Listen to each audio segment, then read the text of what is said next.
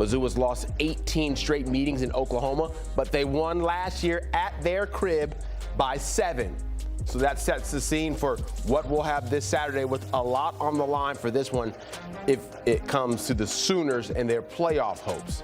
Mizzou won that game 30-23. There's Oklahoma, though, is seeking 5 AP-ranked wins in a season for the first time since 2016.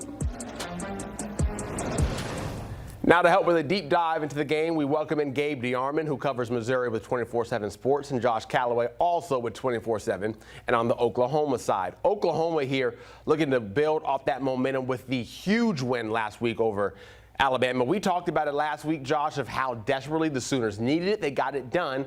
Missouri, on the other hand, they'd love to make it 2 straight over the Sooners. Josh, I asked you this first. The big games just continue, don't they?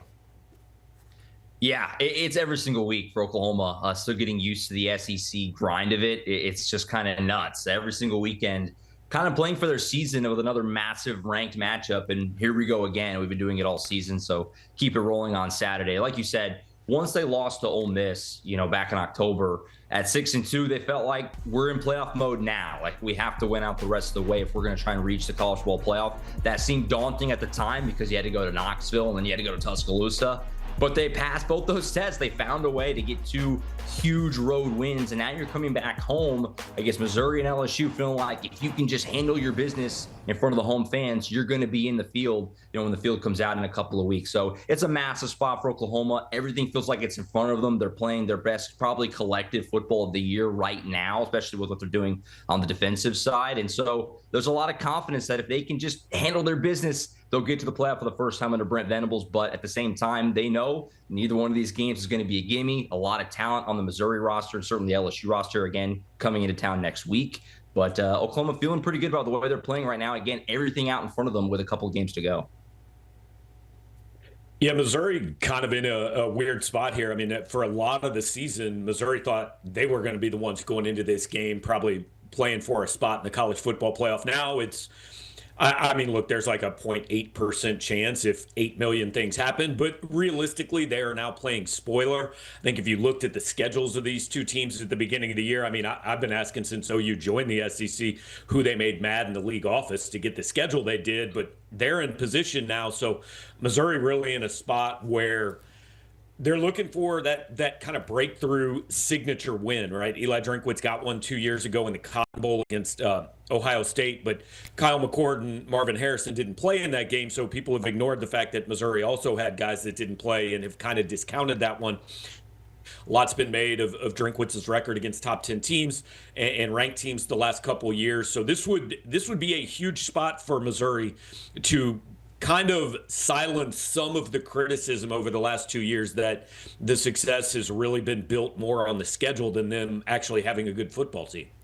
So as we look forward to this game on Saturday with the chance to play spoiler, a chance to continue the playoff march, you look at injuries and they are key for this one. Missouri with Bo Perbula, how is he looking, Gabe? It was interesting. I was on my way to the stadium for the Mississippi State game and got a text last week that said, hey, Bo's out here running sprints. And I mean, we were all shocked because when we looked up this injury at the beginning, it was minimum 6 weeks. And, last week was 3 weeks to the day. He warmed up. I actually saw him on Tuesday when we were walking in for media day. He was walking out of the facility. He was wearing slides, nothing on his ankle. He looks decent. Now, he's doubtful for this game. Eli Drinkwitz said on Tuesday he's anticipating Matt Zollers will start, but they're going to see how Bo progresses throughout the week. Look, we've been through this thing with Drink in the injury report the last couple years. The less likely that Brady Cook was thought to play throughout the week, the more likely I thought he would actually see the game.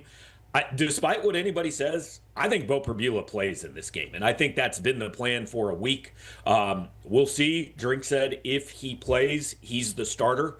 So could still get the freshman out there, but if I had to put money on one side or the other, I think Bo Perbula comes back to the starting lineup.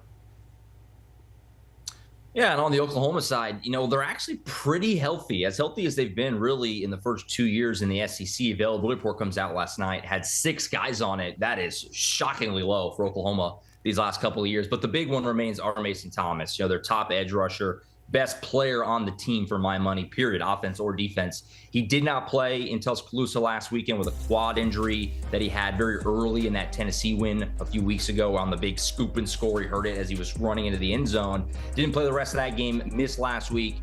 I'm not super optimistic that he'll be out there this week. And I think that's kind of a two-part in that, A, the injury is just lingering. It's a quad. That's a hard one to get over. But also, B, the rest of that defensive end group has kind of earned the ability to slow play him. I mean, what Taylor Wine has been doing the last few weeks certainly had a monster game in Tuscaloosa. Marvin Jones playing really well. A couple other guys that are younger on the roster, PJ Adebore and Danny Okoye, who've had some nice moments.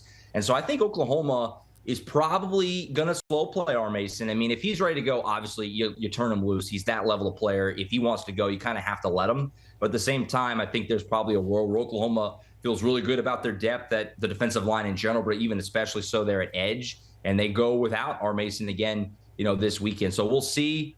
Questionable right now on the availability report. I wouldn't expect him to play. We'll see the next couple of days go, but Oklahoma has been kind of afforded the ability to kind of slow play him with the way the rest of those guys have been playing in his absence the last couple of weeks.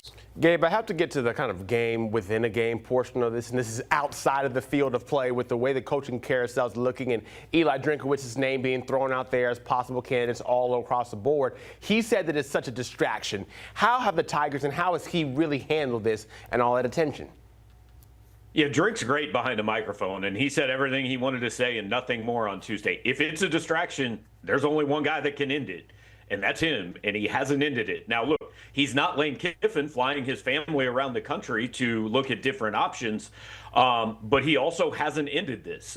People at Missouri, people around the program continue to tell me we feel really good. He's listening, but he's leveraging this for more support of the program. But people at Missouri think he's going to stay. Outside of Missouri, absolutely nobody thinks he's going to be here next year. So I've just told fans, let's wait till after the Arkansas game, and that next week's going to be pretty interesting. Yeah, buckle up, folks. It's going to get even more interesting. Now, prediction time. Josh, you first, real quick. Who wins?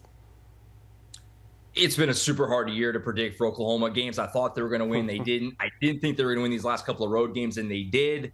I'm going to take Oklahoma at home. I think the offense will be better in front of the home fans. Defense is rolling right now, but who knows, right? At the end of the day, who knows? The SEC. I will see Oklahoma, though, gets it done at home and knocks off Missouri. Hey, look, defense wins, right? If you can get to 20, you're winning this game. I don't know how Missouri could possibly get to 20 unless they score on defense. This is the game that, you can't pick Missouri to win this game until they go do it. This is the game they've lost every chance they've had the last couple years. So I'm going to Oklahoma in something where I don't think either team ggets to 24. Josh, I wasn't going to bring up your record of predicting the games, but I'm glad you said that, rough. so I didn't have to. Hey, we all tried. The sport of predictions can be pretty hard. Gabe Dearmond, Josh Callaway, thank you so much. Looking forward to this Saturday.